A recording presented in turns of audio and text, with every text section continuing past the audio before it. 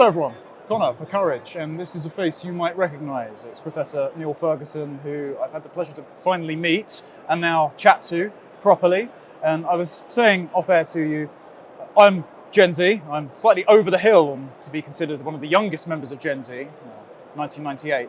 But among my cohort, according to the Times polling, we're seeing 48% of them say Britain is an institutionally racist country, 52% saying they'd like a strongman leader to come in and overthrow democracy, and a plurality of them saying, I would not fight for Britain under any circumstances. As a historian, do you think this is a consequence of multiculturalism, political polarization, or is it the education system not teaching them a sufficient range of historical perspectives to give them the appreciation of what they've inherited? Well, Connor, I think you'd have to look at the education system first to explain these attitudes. But I think it would be too simple just to say that what is taught in our schools is having an adverse effect on young minds, because young minds are exposed to much, much more content than the history that they get at school. Now, we don't know what young people would have said in the 1930s if they'd been asked the same questions. So we can't really be sure that this generation is radically worse than the generation of the 30s, who, after all, memorably supported the motion at the Oxford Union that they wouldn't fight for king and country. At least the Oxford members of the Union did back then. So I'm a little tentative about condemning this generation, because I think most generations have fairly dodgy views when they're in their 20s, before they've entered the real world and become victims or beneficiaries of the marketplace. I do think something unique to our generation is the perception that democracy is not delivered on its promises. I think that might be particular to the UK, because you're not seeing such levels of discontent in the US, where President Trump has a large amount of support from young people, or on the European continent, where you've got a plurality of different parties, although polarization's faring no better there. But I did want to pick up on something you mentioned in your interview with Trigonometry recently, the Constantine and Francis, very good chat. You said ideas and institutions are an open source technology which can be adopted by anybody. And I think the ideas and institutions of Britain's past, the sort of things that we talk about at Courage and at ARC, show that we should be uniquely proud of those. So if they are open source and they are better than everywhere else, I'm trying to wrap my head around why not only have other countries not adopted them, but have our own young people outright rejected them if they're that accessible. Well, as I said, there are lots and lots of influences on young people. We know that compared with my generation, they spend an enormous amount of time online, on social media. And so I suspect that those influences are as important as anything that school teachers, much less university professors, say. And if you look at the kind of content that young people are exposed to, it's a very interesting cocktail. Part of it is history was bad. The past was bad. Everybody was a racist or a sexist, and they were certainly transphobic. So that's part of what is out there in Generation Z's culture. Another part is the planet is about to be destroyed by climate change, and we don't have long. So there's a sort of apocalyptic element to this. And then the third part is the existing political structures are to blame for all that we're not happy about, whether it's economic or social. And so you end up out of this cocktail with what you described earlier, and I would characterize as woke fascism. So on the one hand, we're very woke, we hate the past, and we've got to save the planet. And on the other hand, we can only do this without democracy, because democracy is actually to blame for many of these problems. Now, this is a very alarming cocktail. I don't think it's uniquely British. I think you'd find that if you polled young people on the continent or in North America, some of these ideas would crop up again. One important point, I'm not sure if it's in the poll that you quoted, is that women and men have diverged quite significantly in the last 20 years. There's a huge gender gap politically, both sides of the Atlantic. Women are much more attracted to these woke ideas than men. If anything, men are trending somewhat right globally. So the picture's a complex one, and I think we should be concerned about it. But as I said, young people are still at a formative stage of their ideological outlook.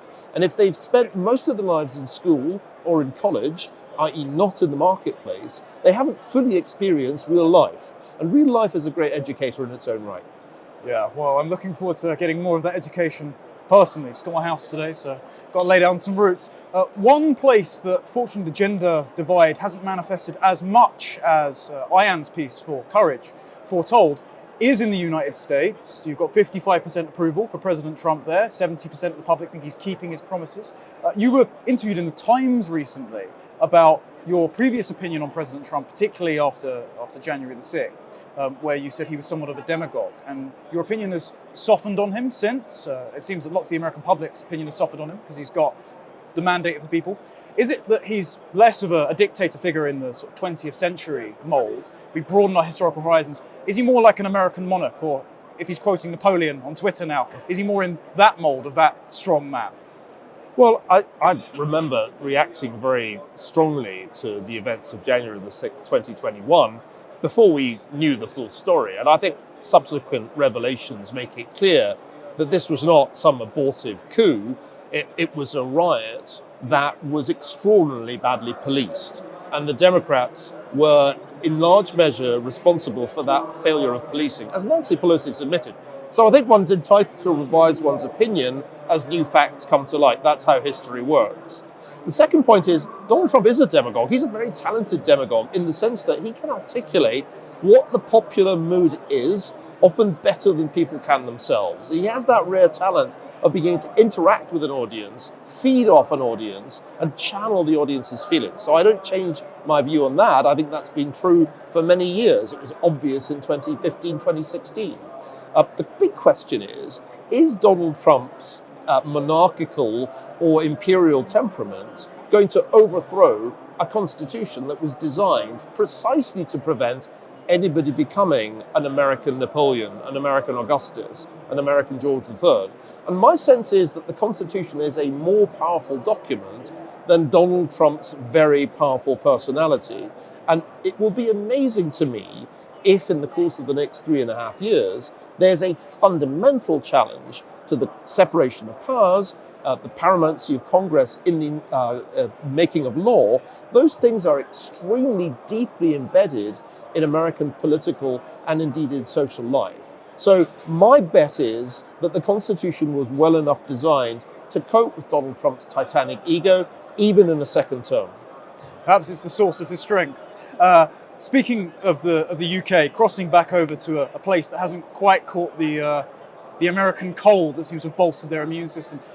Kemi Badenoch this morning was addressing ARC and she repeated her assertion that liberalism has been hacked. It's something she said in America before. And I'm wondering if that's the contagion that has swept Europe, America, specifically the UK, is this idea that we are disconnected from our histories, this sort of egalitarian ideology that's parasitized the equal under the law assumptions of liberalism, that everyone is fungible and interchangeable and can be pride-free from their culture, and so we need a increasingly censorious state to ensure that no one can tell someone they are not equal. This is the kind of thing that J.D. Vance was saying recently in Munich.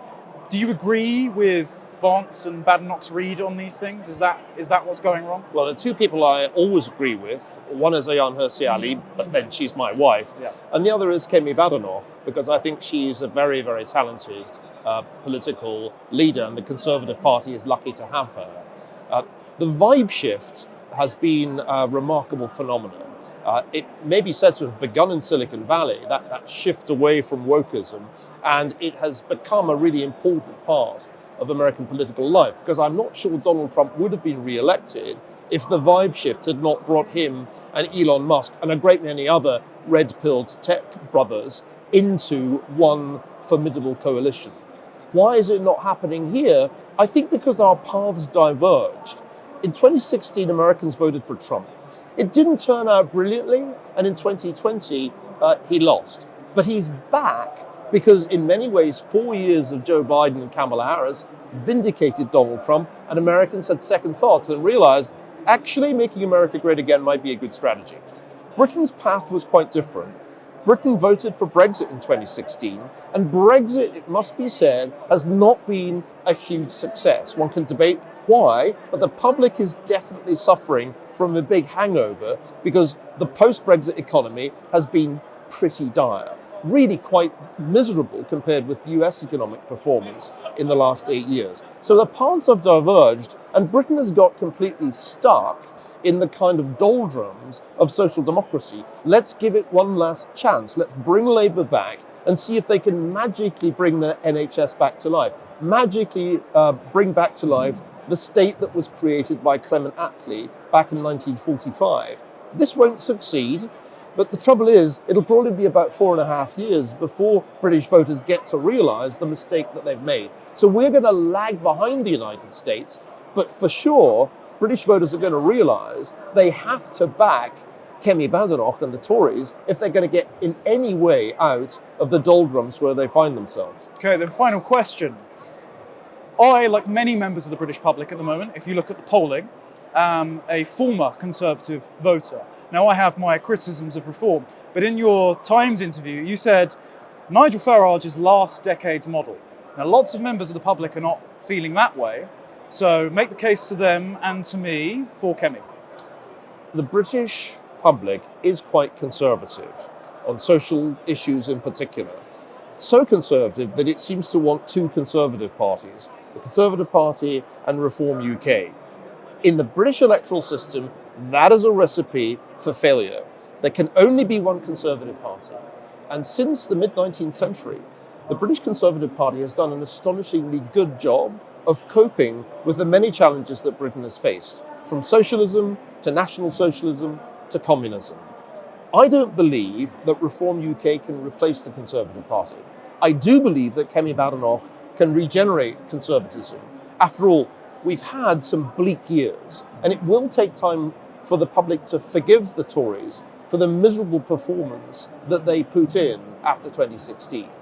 But in my view, there can be only one Conservative Party, and that tradition that goes all the way back to Sir Robert Peel carries on through the Marquess of Salisbury to the great days of Winston Churchill. That tradition is something that Kemi Badenoch is well positioned to revitalise. Nigel Farage has much talent, but if one looks at Nigel Farage and if one looks at the Reform UK website, one sees an appeal to a Britain that no longer exists. Britain's a multiracial society. That's inevitable and can't be changed. It needs, therefore, to reinvent conservatism so that it's meaningful, not just to white men like Nigel Farage and us, but also to the people who've come here and the second and third generation immigrants. That's what Donald Trump succeeded in doing. He built a multiracial coalition. That was why he won. He reached out from the base of disillusioned white middle Americans, and he got Hispanic voters, a majority of Hispanic males. He got African American voters. He got Asian American voters to vote to make America great again. And that's something I think Kemi Badenoch has to do here in the UK, and it's something that I don't think Nigel Farage is capable of doing. Okay, we'll have to put a non-financial gentleman's bet on who we think is going to come out ahead in 2029. But Neil, thank you very much for Thanks, speaking. Connor. Happy to bet with you.